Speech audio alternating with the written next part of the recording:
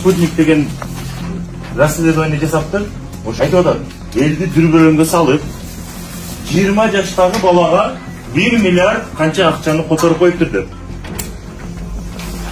4 июль 2022 жыл экен. Мына ушул аманаттын жетекчиси. 2020 компаниясы 2 жолу отказной, 2 жолу приглашение берген. 2 жолу отказ берген. Бул жердин курулушу боюнча. Мына жетекчиси турат. 2 жолу. Бүт калгандардын бери отказной. Демек, Курбаевиз деген Курбаевиз деген баштагандар отказ берген. Эмне үчүн? Бул балдар, курулушчу балдар келгенде 2 жолу жардыруу болуп калды, үнчүлүп калды. Лейлекте. Анан строительдердин бардыгы качып кетти. Өзүнүн коопсуздугуна келсең, бир аз иштейттен берде Тажикстан желеги турат жакын жерде. Ошону көрүп туруп эле кетет да. Усталарды таап, анан материал таап бүтүргөнчө 1 ай ушинтип бир аз созулуп кетти да. 140 үйдү бекер 3 миллион 700 миң долларды элүүсүгө подарка кылган ушул компания. Ушул бала. Бекер. Снип панели менен үйдү салып берди. Бекерге. Бул 2 айдын ичинде кандай бүтүш керек болгон? Ушул снип панели менен бүтүш керек болгон. Биз бул жерге келгенде элдин чогулуп, эл бизге ультиматум койгон. Бизге кирпич менен, үстүбүздө плита менен болсун, бекемирээк болсун. Биз ушул согуштан тажадык. Ошон үчүн бекем болсун дегенде, биз урматтуу президентибизге жеткизгенде немедленно бизге тапшырма берди. Кирпич менен элдин талабына жараша салып берилди деп. Толугу менен мынакей маркка толугу менен 100% гарантированный үйлөр бүтүрүлдү. Президенттин койгон тапшырмасы убагында аткарылган жок. Жаңы жылга чейин деген. Жаңы жылга чейин 2 үйдү гана куруп бүттү деп Госстрой айткан. Урматтуу Москва шаарындагы мекендештер, Умбем клиникасы төмөнкү кызматтарды сунуштайбыз. Педиатр, гинекология, стоматология, неврология, хирургия, кардиология, лор, УЗИ жана башка. Андан тышкары массаж жана бардык лабораториялык анализдер. Толук маалымат +7 925 103 22 77. Биздин дарек Москва шаары, метро Нахимовский проспект, Сивашская 7, корпус 2. Сиздин ден соолугуңуз биздин камкордук. Өтөт деп айтылган. Коомчулукта чуу жараткан иликтөөнүн автору журналист Элеман Карымшаковго Баткенде курулуп жаткан үйлөр тууралуу жеринде маалымат берилди. Президенттин администрациясынын маалымат кызматы кан төгүлгөн Баткендеги көмүскө кызыкчылыктар артында Туманбаев турабы деген иликтөөгө атайын каралоо жана элдин кыжырдануусун жаратууну максат кылган деп баасын берди. Журналист ошол өзүнүн катачылыгын мойнуна алып, ушул жерден төгүндөп баштапкы окуяларын төгүндөп журналистканын этикасын сактайт деп мындай ишенем. Биздин максат ошол маалыматты өз учурунда алып келип, нааразычылык жаралып аткан коомго чындыкты жеткирип коелу дейт. Биз бардык темада ушундай ыкчам, анан ачык болушубуз керек. Бир жума 10 күн алдын эле сүйлөшкөнбүз. Ошондо Ал эми журналист Элеман Карымшаков иликтөө даярдалып жаткан учурда тиешелүү жактар убагында маалымат бербегенин айтат. Анын иликтөөсү үйлөрдүн сапаты жана ага бөлүнгөн каражат тууралуу эмес, курулушту жүргүзүп жаткан компанияга аткаминерлердин байланышы жана мөөнөтүнүн кечигүүсү жарыяланган дейт. Иликтөөнүн максаты президенттин койгон тапшырмасы убагында аткарылган жок. Жаңы жылга чейин деген. Жаңы жылга чейин 2 үйдү гана куруп бүттү деп Госстрой айткан, мамлекет курулуш агенттиги. Ошого таянып жаздык. Жетекчилер канча үй курулганын сурайын десек жооп беришкен жок. Ошол андан кийин башкы подрядчы компания менен Каныбек Туманбаевдин кандай байланышы бар? Бир нече байланыштары бар экен.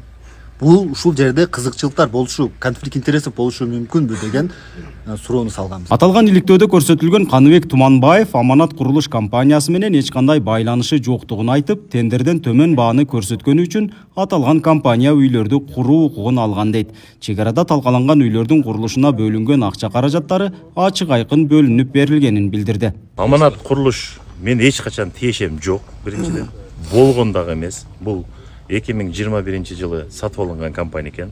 Аманат курулушту кандай тамдаган? Аны мен тамдабайм. Аны ушул Госстройдун мурунку жетекчисинен сураш керек, кандай тамдап алган. Госстрой тендер өткөргөн. Тендердин негизинде эң арзан бааны бергендигине байланыштуу мына ушул компания толгон. Тажик аскерлеринин кол салуусунан талкаланган үйлөрдүн курулушу өткөн жылдын октябрь айында башталган. Бүгүнкү күндө 100 үй толугу менен бүткөрүлүп, ээлерине тапшырылды. Март айында курулуш иштери толугу менен бүткөрүлөт. Калган жумуштар, калган үйлөрдө 318 үйдө жалпылап айтканда 80-85%га барып. Мамлекет тараптан берилгени ушу 1 миллиард 400 миң тегерегинде.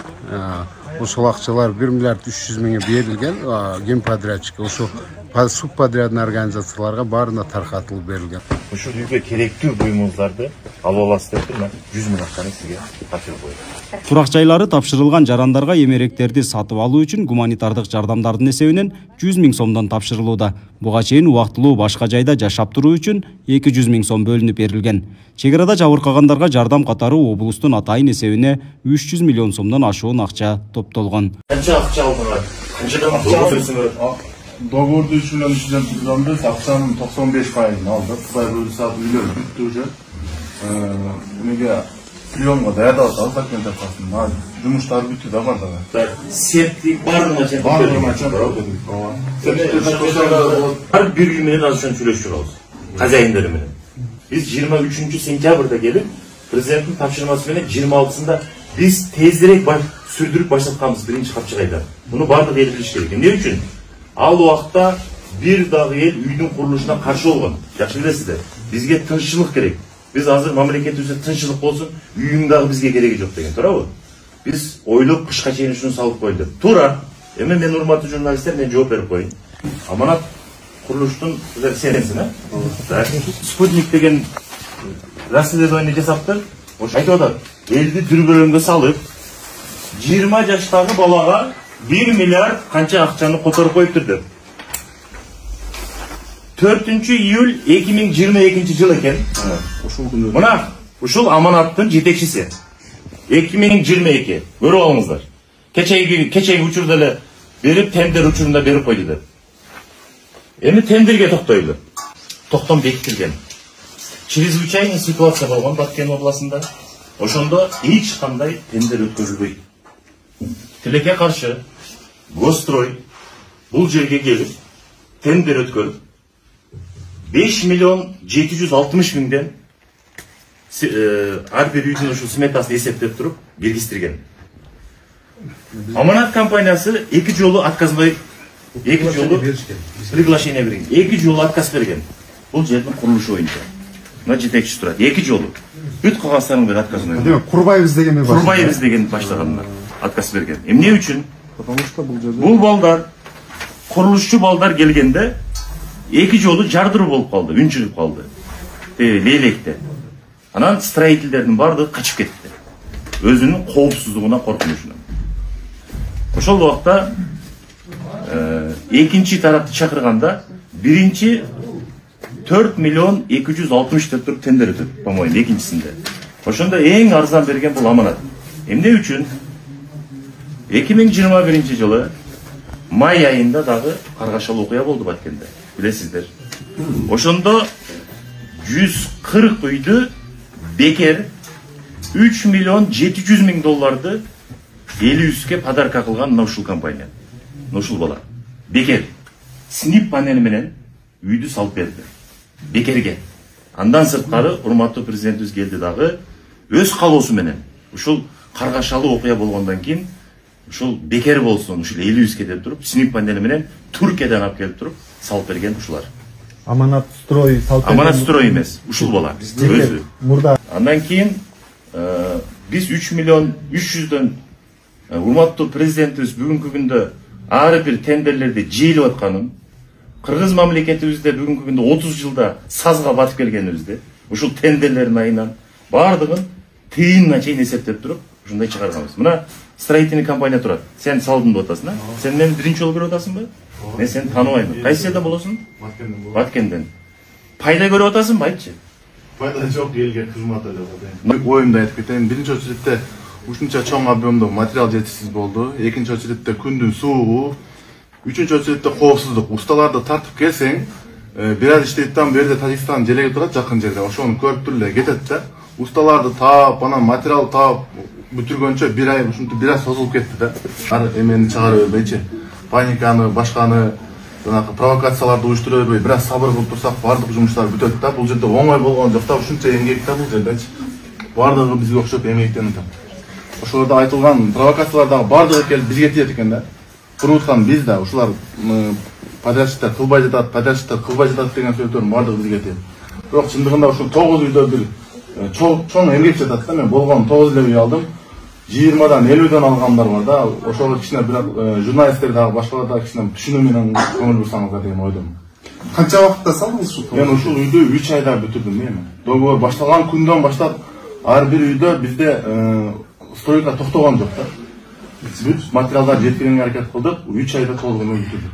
Ошондо киреше көргөн жок деген эмгек акыларын берип, жеке өзүңүзгө киреше түшкөн жокпу? Түшкөн жок дегенде кандай?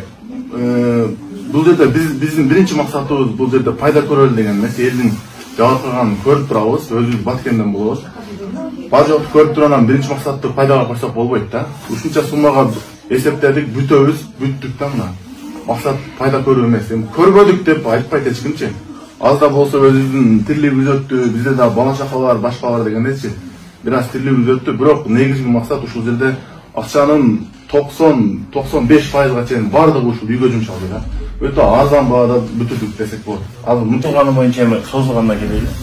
Туура 2022 жылы сентябрь айында совещание болуп Бишкекте Алматы президенти тапшырма берген 2 айдын ичинде бүтүрүү боюнча. Бул 2 айдын ичинде кандай бүтүш керек болгон? Ушул синип панел менен бүтүш керек болгон. Биз бул жерге келгенде элдин чогулуп, эл бизге ультиматум койгон. Бизге кирпич менен, үстүбүздө плита менен болсун, бекемирээк болсун. Биз ушул согуштан тажадык, ошон үчүн бекем болсун дегенде, биз урматтуу президентибизге иликкенде немедленно бизге тапшырма берди. Кирпич менен элдин талабына жараша салып берди деп. Биз келдик дагы 3 күндүн ичинде ушул сметаны, то есть проектини чыгарышты, проектировщиктер, Госстрой чыгарды дагы мына ушул проектини элге жарыя кылдык. Жарыя кылганда эл жактырды. Жактыргандан кийин уже өзгөрдү, снипке өткөн жок, уже кирпич менен плитага өттү.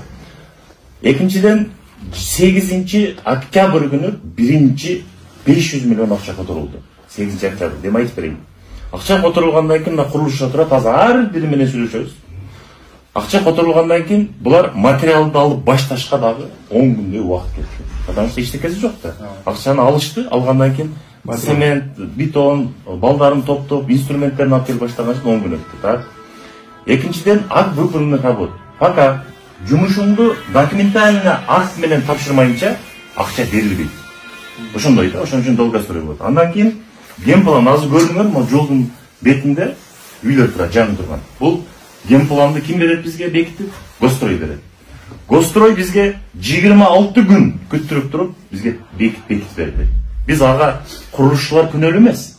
Биз аны айтып аттык, мындай жасайсыңар деп аттык, бирок тилекке каршы кечирip бүттү. Кечирip бүткөндө байланыштуу убакыттар ушул жерде созулду.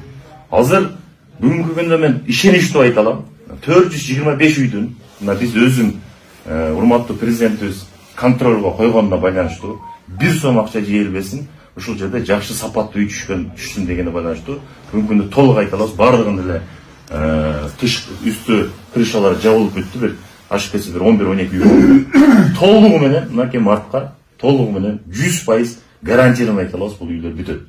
Кысканда мындан кийин мына урматтуу президентибиз өзүнүн көзөмөлүндө бирөө бир сом жеймин деген тендерден же бир жерден бир чиновник болбойт.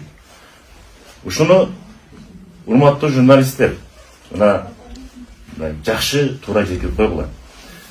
Ар бир эсепти, мына мен эсептеп берейин. Кечеги күнү мына Арис боюнча дагы мен ошол жерде маалымат бере кетейинчи. Бүгүнкү күндө сос объект, бир сос объект салынбады, көрдүңөрбү? Бир мектепти же бир эмне үчүн? Бүгүнкү күндө мына Ариске берип 7 объектин өткөрдү. Биз текшерүү жасадык. Урматтуу президентибиздин тапшырмасы менен текшерүү жасадык. 423 миллион сомго тендер өткөн. Эсептеп чыкканыбызда 339 гана миллион болду. 123 миллион зыян болгон. Сразу токтоптурду, тендерди токтотту. Биз ушинтип туруп, мурунку 30 жыл аралыгында 123 миллиондон жеп келген болсок, анда ушул мамлекетибиз өнүккөн эмес. Ошон үчүн карызга батып келген. Ошон үчүн карыздын үстүнө карыз болуп келип мүмкүн мамлекетибиз ушул карыздыктан башыбыз чыкпай калган да. Ошол убакта эле өзүм директор мазмун көргөндөй нотариальный решение бар, свидетельство бар. Ал убакта фирма менин атымда. Юстиция министрлигинин сайтында 24 ноябрда сизге өткөнү көрсөтүлүп турат, эмнеге ошондой болуп калды, ошону түшүндүк. Аны барып үйсүзсүн сурады. Кечиресиз, мындай болуп калат. Сиз ал маалыматты министерстводон алып өтпөйсүз. Сайтта акыркы күн перерегистрация болуп. Мен эмес, башка фирмалар эле карап көрсөз, акыркы действие качан болсо, ошол числону көрсөтөт. Ал жерде выборочный бар, дата менен карап алсаңыз болот, мурун ким болгон. Андан бөлөк деле Offstage деген сайт бар. Ал жерден историядан карап алсаңыз болот. Историядан карап. Историядан караганда сизде могу фирма менин атымда уже июль месяцинде өткөндүгүн көрүнөт. Айтыңыз, Элеман өзүнүн иликтөөсүн айтып атпайбы?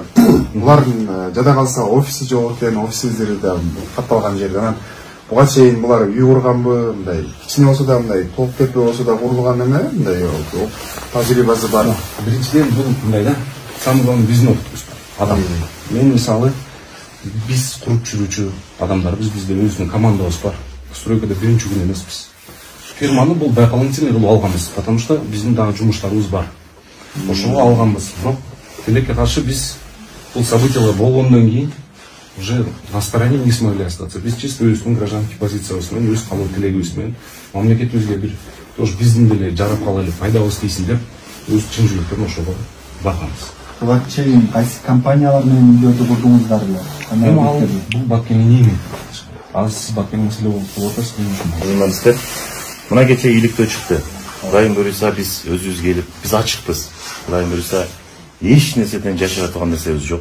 Кудайым буюрса. Эми 20 жаштагы ошол жерде комментарий жасап атат.